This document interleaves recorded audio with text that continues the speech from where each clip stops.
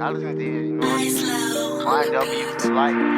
Beat a nigga block with that motherfucking chopper. The Native. When you think of Compton, NWA, Kendrick Lamar, YG, and the Game might be the first names to pop in your mind, but Roddy Ricch also hails from Hub City. He doesn't share similar sounds to those that came before him. In an interview with The Fader, he explained how even though artists like YG and Kendrick Lamar became successful off of rap, the only people he saw get money when he was younger were his uncles who hustled. His upbringing in Compton, however, did play a factor when he decided to take music seriously. A lot more death in the streets, growing up, getting older, friends getting lost to prison. You tend to want to do something that'll help you make it out of that, he explained to The Fader about really focusing on music. Gang ties. Although he could be confused for an Atlanta artist, he does carry some of the West Coast traditions. He doesn't necessarily broadcast his gang affiliation as blatantly as other rappers, but he's previously revealed that he's a member of the Crips. During an interview with Sage's TV, he revealed that he joined the Crips when he was young,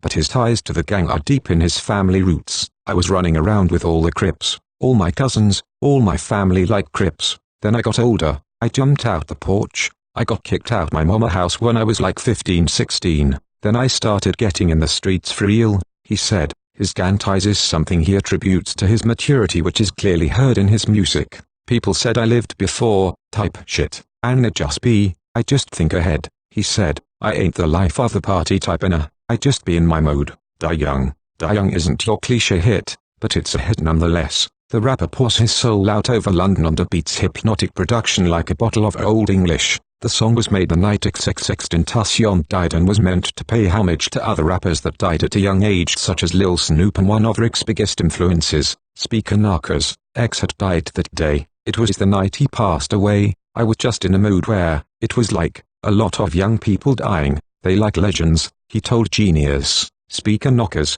Lil Snoop, you know, there were a lot of people that were great that died at a young age, so I wanted to make something in remembrance of them, but at the same time, making people well aware of what's been going on. It's like a trend or something. Biggest influences. Despite coming from a city that produced some of hip-hop's biggest and most influential names, Roddy Ricch isn't a product of West Coast hip-hop. Instead, his age is more telling of how helped him mold his sound. Speaker Knockers' influence on him is evident in his melodies, and equally evident, the impact that Chief Keef and Lil Durk had on him during his days in middle school. The rapper also lists Young Thug, Lil Wayne, Future, and Meek Mill as major influences. He explained that traveling a lot as a child is why he feels like he isn't confined to traditional regional sounds. I wasn't just influenced by the West Coast, even though that's where I'm from and that's where I'm at. I was also traveling a lot when I grew up. My first trip somewhere out the state was Chicago and it just went on from there, he told The Fader. My great-grandma is still alive,